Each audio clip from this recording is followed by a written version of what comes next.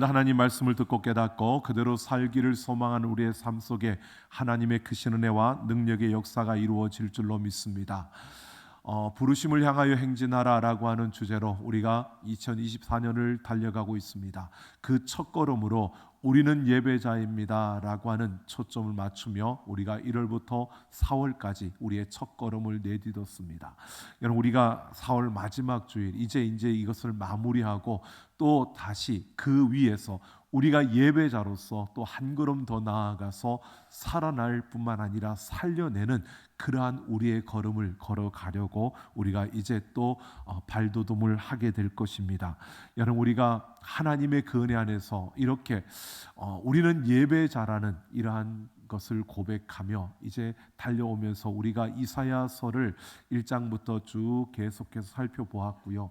오늘 12장은 우리가 함께 살펴볼 텐데 이것은 1장부터 11장까지 해왔던 그 내용 위에서 마지막 이제 한나의 어떤 중간 마침표를 찍는 이러한 모습으로 이사야가 감사와 찬양을 하라고 그렇게 예언하는, 그렇게 선포하는 말씀입니다. 오늘 우리가 이 말씀을 우리가 함께 살펴보면서요, 무엇보다 하나님의 은혜를 아는 자, 그 은혜를 깨달은 자에게서 나오는 가장 큰 특징이 감사와 찬양입니다.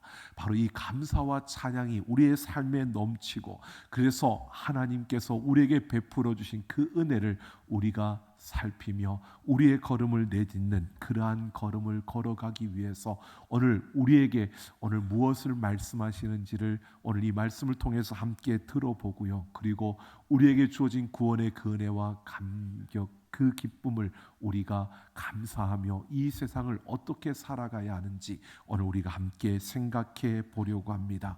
오늘 1절을 보면 그날에라고 말합니다. 이것은 바로 지금까지 이사야가 선포했던 말씀 그 가운데 한 싹이 나서 그 싹이 메시아가 와서 구원을 이루는, 바로 구원이 완성되어지는 그날을 의미하는 겁니다.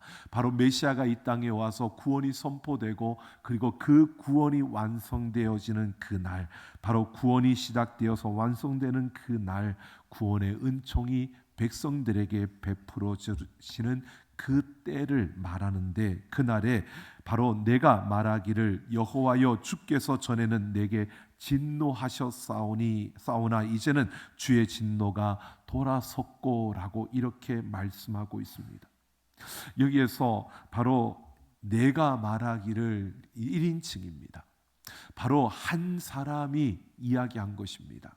한 사람이 이야기를 하는데 무엇을 이야기했냐면 그가 하나님의 은혜를 깨달았습니다. 하나님의 은혜를 깨달았는데 그 깨달음이 뭐냐면 전에는 내게 주께서 진노하셨다, 내게 노하셨다라고 말합니다. 근데 이제는 그 주의 진노가 돌아섰다는 것입니다. 이것을 깨달아 알게 되었다는 겁니다. 그러니까 이것은 1차적으로 보면 이스라엘 백성들에게 이렇게 말하고 있는 겁니다. 그들이 하나님을 신뢰하지 아니하고 눈에 보이는 강한 힘을 가진 아수르를 신뢰하고, 그들이 하나님을 의지하지 않고 그들이 섬기는 이방의 우상들을 의지했던, 바로 그런 모습을 가지고 있었던 그들, 그래서 그들에게 하나님께서 노하셨다는 겁니다. 그래서 하나님께서 진노하셨다는 겁니다. 그런데 그런 가운데서 바로 오늘 말씀하기를 이제는 주의 진노가 돌아섰다라고 말합니다. 여러분, 여기에서 돌아섰다라고 하는 것을 회개를 의미하는 건데요, 보십시오. 주의 진노가 돌아섰다라고 하는 것은 하나님이 돌아섰다는 겁니다. 내가 돌아섰다고 말하는 것이 아닙니다. 여러분, 회개는 우리가 하나님께로 방향을 돌이키는 겁니다. 그런데 이 회개가 우리가 하나님께로 방향을 돌이키는데 그 이전에 하나님이 먼저 우리에게 돌아섰다는 겁니다. 이것을 먼저 우리에게 말해주고 있는 겁니다. 여러분, 우리에게 주어지는 그 은혜를 한번 생각해 보십시오. 내가 하나님을 알고 하나님은 에게 진노를 받아야 마땅한 그러한 자리에 있었는데 내가 결단하고 돌아선 것이 아니라 하나님께서 우리에게 하나님의 진노가 돌아섰다는 겁니다. 이 말은 하나님께서 우리에게 그 얼굴을 돌이키셨고 그 하나님이 방향을 바꿔주심으로 인하여서 내가 그 하나님을 볼 수 있게 되었고 내가 그 하나님께로 돌아갈 수 있게 되었다는 겁니다. 그러니까 그 하나님의 진노의 문제를 나는 해결할 수 없었는데, 나는 해결하지 못하는데 하나님께서 그 진노를 돌이켜 주셨기 때문에, 그래서 내가 돌아서서 하나님께로 돌이킬 수 있는, 하나님께로 돌아갈 수 있게 되었다라고 이렇게 고백하고 있는 겁니다. 여러분, 이걸 한번 생각해 보십시오. 하나님은 사랑이실 뿐만 아니라 공의로우신 분이십니다. 그렇기 때문에 하나님께서는 그냥 그 진노를 돌이키시는 것이 아니라 공의의 하나님이시기 때문에 그 진노에 대한 값을 치러야만 돌이키시는 겁니다. 돌이킬 수 있는 겁니다. 하나님이 사랑만 생각한다면 얼마든지 돌아서고 돌이킬 수 있습니다. 하지만 공의의 하나님이시기 때문에, 의로우시고 정의로우신 분이시기 때문에 그 진노에 대한 대가를 치르지 않으면 돌이킬 수 없는 겁니다. 이게 하나님이십니다. 근데 그 하나님께서 그 진노를 돌이켰다라고 말씀하시는 것은 그 진노의 값을 치렀다는 겁니다. 여러분, 분명히 여기에서 이스라엘 백성들이 그 진노의 값을 치렀다는 말이 없습니다. 그들의 잘못된 걸음 속에서 자신들이 잘못된 것을 뉘우치고 우리가 잘못했다고, 그러니까 이런 것을 잘못했다고 용서를 빌었다는 이런 말도 없습니다. 그런데 하나님의 진노가 돌아섰다는 겁니다. 공의의 하나님인데 그 죄값을 누군가가 치러야 되는데, 그런데 돌아섰다는 겁니다. 여러분, 그것은 우리에게 이 사실을 보여줍니다. 하나님께서 여기에 지금 감추어져 있는, 함축되어져 있는 의미가 이런 의미입니다. 누군가 그 죄값을, 그 진노의 값을 치렀다는 겁니다. 근데 그 진노의 값을 누가 치를 수 있느냐? 여러분, 레위기 17장 11절을 보면 생명이 피에 있으므로 피가 죄를 속한다고 했습니다. 죄를 속하려면 피가 필요한 것입니다. 히브리서 9장 22절에서도 피 흘림이 없은즉 사함이 없느니라 라고 말씀합니다. 그러니까 피 흘림이 있어야 죄가 사하여진다는 겁니다. 여기에 어떤 의미가 감축되어 있냐? 그 하나님의 진노가 돌아섰다라는 이 말 속에는요, 지금 이 하나님의 진노를 돌이키기 위해서, 그들의 죄가 사함을 받기 위해서 누군가가 그 죄값을 치르기 위해 생명을 내어 놓았다는 겁니다. 그것이 바로 거룩한 씨, 바로 그 가지에서 난 한 싹, 바로 메시아, 우리가 알고 있는 예수 그리스도가 십자가에서 그 자신을 내어주시고 그 피를 흘려주심으로 바로 이렇게 하나님의 진노가 돌아섰다는 사실을 말해주고 있는 겁니다. 하나님의 어린 양 대신 예수 그리스도가, 그래서 이사야 53장에서는 그 어린 양이 그 죄의 값을, 바로 그 죄악을 친히 담당하셨다라고 이렇게 말씀하고 있는 겁니다. 여러분, 지금 한 사람이 이것을 깨달은 겁니다. 바로 자기는 하나님의 진노를 받을 수밖에 없었고 그 죄악으로 말미암아 죽을 수밖에 없었던 자였는데, 하나님께서 그 진노를 돌이키셨다는 겁니다. 바로 메시아, 바로 한 싹이 나서 거룩한 씨가 와서 바로 그 우리를 대신하여 그 피를 흘려주심으로, 바로 그 죄값을 치러주심으로 나는 하나님께로 돌아갈 수 있었고 하나님께로 돌이키는 이 구원의 자리에 설 수 있게 되었다라고 이렇게 고백하고 있는 겁니다. 여러분, 그렇게 고백하면서 뭐라고 하느냐 하면, 바로 내가 주께 감사한데 뭐라 그러냐면 또 주께서 나를 안위하시오니라고 말합니다. 자, 이렇게 주님께서 진노를 돌이키셨고 내가 하나님께로 돌아설 수 있었는데, 그렇게 돌아서니까 주께서 나를 안위하셨다라고 말합니다. 이 안위하셨다라고 하는 것은 위로하다라고 하는 뜻입니다. 하나님이 나를 위로하셨다. 여러분, 보통 위로라고 생각하면 우리가 이렇게 볼 수 있습니다. 내가 슬퍼할 때 함께 슬퍼해주고 함께 울어주고, 내가 힘들어할 때 나에게 용기가 생겨날 수 있도록 말을 해주고 나를 도닥여주는 이러한 것이 위로일 것입니다. 근데 여기에서 아니, 이 위로는 그런 일반적인 보통 우리가 할 수 있는 그런 위로를 말하는 게 아니고요. 여기에서 위로는 참된 위로를 말하고 있는 겁니다. 그것은 바로 참된 소망을 나에게 주셔서 그 소망 가운데서 내가 온전히 회복하게 하셨다는 것을 말하고 있는 겁니다. 여러분, 참된 소망이 주어져서 온전한 회복을 이루었다는 겁니다. 하나님께서 진노를 돌이키시고, 그래서 내가 하나님께로 돌아섰더니 하나님께서 나에게 참된 소망을 안겨주고 나를 온전히 회복시켜 주었다고 이렇게 고백하며, 그래서 주께 감사한다고 고백하고 있는 겁니다. 여러분, 참된 소망으로 이 온전한 회복이라는 것이요, 바로 이런 겁니다. 누가복음 7장에 보면 예수님이 제자들과 나인성으로 들어가다가 한 가부의 아들이 죽은, 그 죽은 아들의 장례 행렬을 만나게 됩니다. 그때 여러분 보십시오. 과부라고 하는 그러한 존재는 그 당시에 이스라엘 백성들에게 있어서는 고독한 존재를 가리키는, 외롭고 고독한 자를 가리키는 상징이었습니다.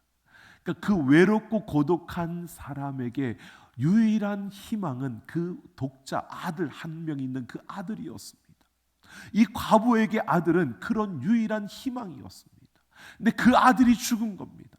그러니까 아무런 희망이 없어진 겁니다. 그런 가운데서 그 아들의 장례를 치르기 위해서 나오는데, 그를 따르는 사람들이 다 함께 슬퍼하고 울고 나옵니다.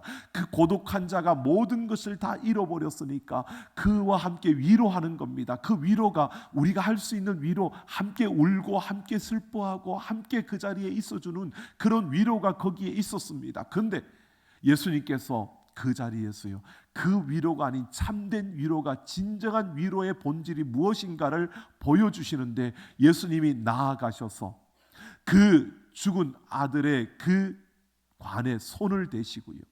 여러분, 그 죽은 자의 관에 손을 대는 것은 부정해지는 겁니다. 그러니까 거룩하신 예수님이 부정해지신 겁니다. 부정해지시면서 그 예수님께서 그 아들을 살려내신 겁니다. 여러분, 이 과부에게 아들은 소망이었습니다. 그러니까 그 위로를 주시는데 예수님께서 그 과부에게 참된 소망을 다시 그 과부에게 주시며, 그 소망으로 그 과부에게 회복케 하는 이러한 역사를 보여주시면서, 이게 위로의 본질임을, 참된 위로라는 것을 그들에게 보여주고 있는 겁니다. 여러분, 바로 이것을 우리에게 말해주고 있는 겁니다. 여러분, 우리가 예수 그리스도를 믿음으로 하나님의 자녀가 되고 우리가 그 자녀로서 이 땅에 설 때에 우리에게 하나님께서는 참된 소망을 안겨주시고 그 소망으로 우리를 온전히 회복하게 하신 줄로 믿습니다. 하나님이 우리를 안위하셨다는 겁니다. 그러니까 지금 이사야 선지자가 이제 지금까지 해왔던 그 모든 예언의 말씀 속에 그 결론적으로 이렇게 말하고 있는 겁니다. 한 사람에게 하나님께서 그가 죽을 수밖에 없었고 그가 죄악의 그 자리에서 죽어야 마땅한 그런 자였지만 그 힘으로는 그 자리를 벗어날 수도 없었고 그가 그 어떤 것으로도 그 자리를 벗어날 수 없었지만 하나님께서 예수 그리스도의 그 보혈로 예수 그리스도가 그를 대신하여 죄값을 치르게 하심으로 그를 그 죽음 가운데서 그 진노 가운데서 건져주셨고 그에게 참된 소망, 영원한 하나님의 나라, 바로 예수 그리스도의 그 영원한 생명을 주심으로 그를 온전하게 회복시켜 주셨다라고 이렇게 말하고 있는 겁니다. 여러분, 오늘 우리에게 이 구원이 임한 줄로 믿습니다. 여러분, 하나님께서 지금 우리에게 이 사실을 보여주고 있는 겁니다. 여러분 우리가 살만하지요. 근데 우리의 걸음 속에서 한번 보십시오. 이것은 우리에게 이런 사실을 보여줍니다. 내가 살아가는 삶 속에서 여러분 우리가 잘 살아갈 수 있습니다. 내 힘으로 또 다른 사람의 도움을 받으면서 열심히 잘 살아갈 수 있습니다. 그러나 여러분 한번 생각해 보십시오. 내 마음대로 되든가요? 내 뜻대로 되든가요? 내가 계획했던 대로 그대로 이루어지든가요? 그럴 때도 있을 겁니다. 그런데 그러지 않을 때가 더 많은 게 우리 인생의 걸음 속. 여러분 우리 인생의 걸음 속에서 내가 마음먹은 대로 내가 생각한 대로 되는 것들이 그렇게 많지 않은 것을 보게 됩니다. 바로 우리는 이것을 깨닫고 그 하나님의 구원의 은혜, 여러분 이것이 우리 신앙의 기본이라는 것이고 이것이 본질입니다. 여러분 이것이 우리가 신앙생활하는 데 나아가는 가장 기본적인 것입니다. 내가 죽을 수밖에 없었고 내가 무언가를 내 힘으로 뭔가를 하려고 하고 할 수 있다고 생각했지만 할 수 없는 게 내 인생이고 그런 나에게 예수 그리스도의 그 은혜가 임하여서 나에게 참된 소망이 생겨났고 나에게 온전한 회복의 길이 열려졌다는 것입니다. 이게 우리가 구원받은 우리의 구원의 그 은혜이고 여러분 이 은혜를 깨닫고 이 은혜를 알고 지금 뭐라고 하냐면 그 하나님께 감사하겠나이다 라고 말하고 있는 겁니다. 그러면서 2절을 보면 보라 하나님은 나의 구원이시라 라고 이렇게 선포하고 있습니다. 하나님은 나의 구원이시라고. 여러분 이 말은요 하나님은 나를 구원하신 분이다 이렇게 하고 있는 것과 같은 건데 조금 다른 면이 있습니다. 하나님은 우리를 구원하신 분이신 줄로 믿습니다. 그런데 하나님은 나를 구원하신 분이시다라고 고백하는 게 아니라 하나님은 나의 구원이시라라고 하는 것은 내 모든 것이 하나님의 것이고 하나님이 나의 주인이라고 고백하고 있는 겁니다. 하나님이 단지 나를 건져주셨다 이걸 말하는 게 아니라 하나님이 나의 주인이시고 하나님이 나의 전부가 되신다라고 이렇게 고백하는 것이 하나님이 나의 구원이시라라고 이렇게 고백하는 겁니다.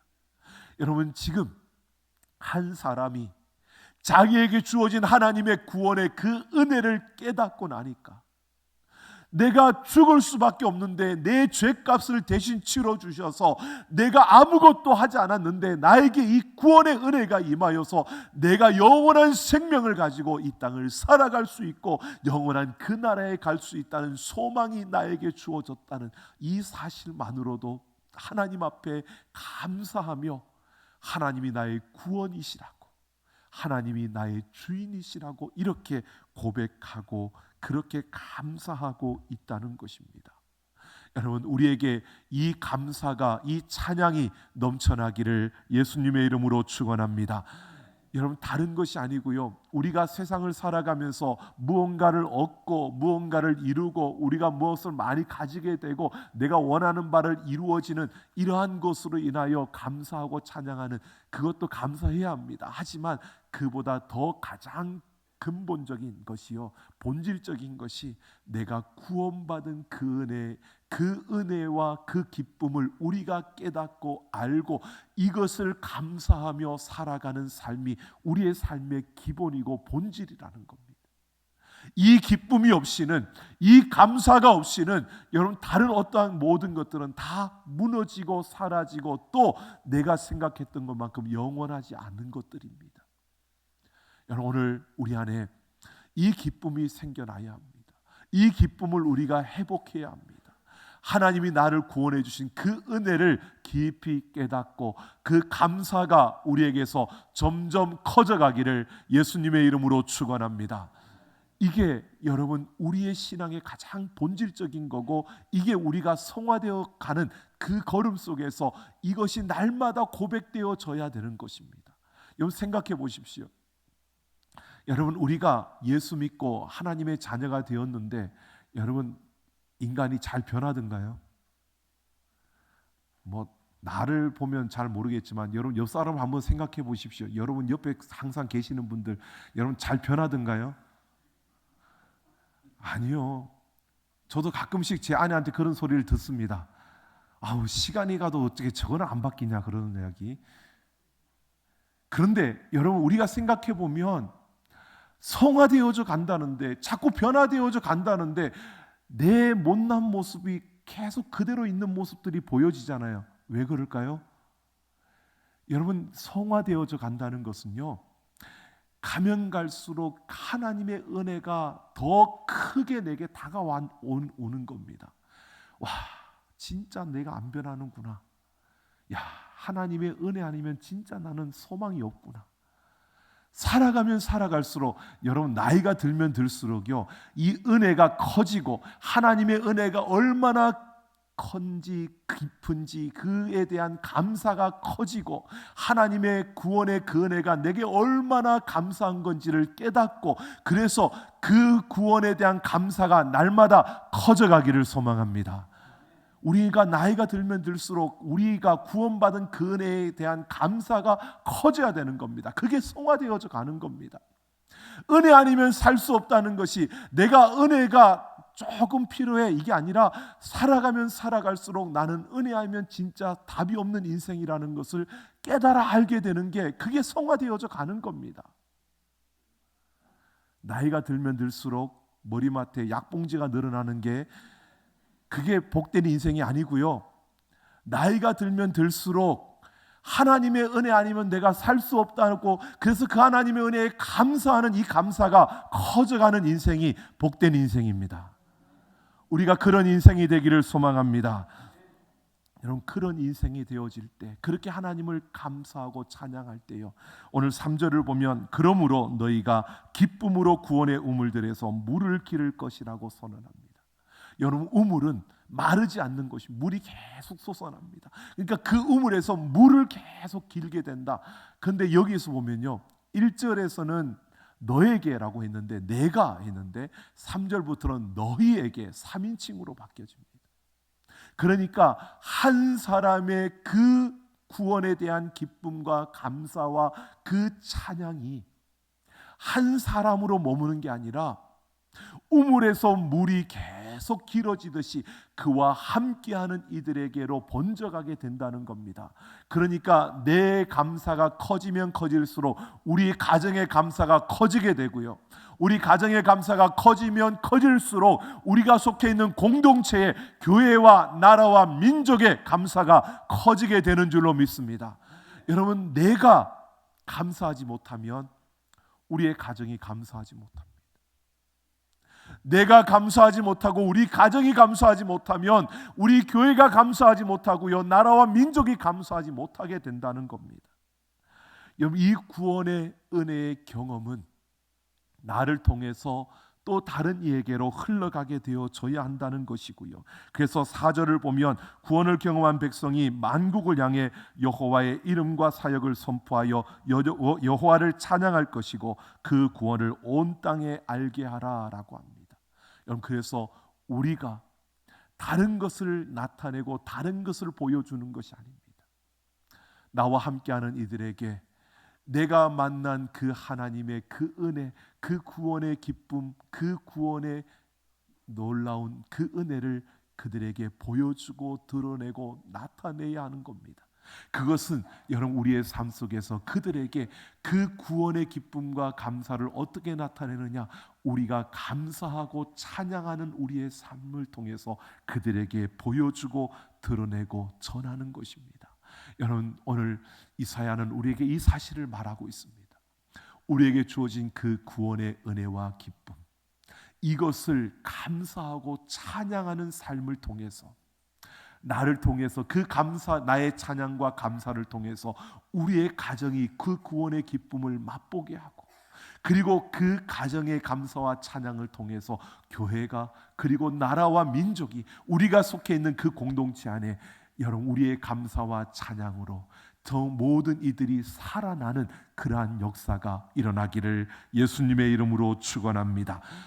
그래서 창세기 12장 3절을 보면 하나님께서 아브라함에게 축복하시는데 이렇게 말합니다. 땅의 모든 족속이 너로 말미암아 복을 얻을 것이라. 여러분, 땅의 모든 족속이 너로 말미암아 복을 얻을 것이라. 복의 통로가 된다는 겁니다. 여러분, 우리에게 주시는 말씀인 줄로 믿습니다. 우리 한번 따라해 볼까요? 땅의 모든 족속이 나로 말미암아 복을 얻을 것이라. 그런 자가 되기를 소망합니다. 여러분, 내 삶에 구원의 그 은혜에 대한 감사와 찬양이 넘쳐나므로 여러분, 내가 모든 민족에게 복을 줄 수 있는 그 축복의 통로가 되는 우리 삼락 가족들이 되기를 예수님의 이름으로 축원합니다. 우리가 구원의 그 은혜를 깨달아 알고 감사와 찬양하며 살아가는 삶, 이 삶이 어떤 삶이냐, 여러분 어떻게 살아가면 그렇게 살 수 있느냐, 여러분 그것은 우리 인생의 모든 것을요 하나님께 맡기는 겁니다. 오늘 이 이사야가 말하고 있는 것처럼 여호와는 나의 구원이시라, 하나님이 나의 주인이시라고 말하는 것처럼요, 이것은 내 인생의 모든 것을 하나님께 의지하는 겁니다. 여러분, 우리 인생의 그 운전대를 하나님께 맡기라는 겁니다. 여러분, 우리 인생의 운전대를 하나님께 맡기는데 처음에는 그러지 못합니다. 아브라함도 그랬잖아요. 이 축복의 말씀을 받고 나아가면서 그가 처음부터 하나님께 그 운전대를 맡긴 게 아니에요. 자기 생각대로 뭔가를 해보려고 하고 자기 마음대로 뭔가를 해보려고 해요.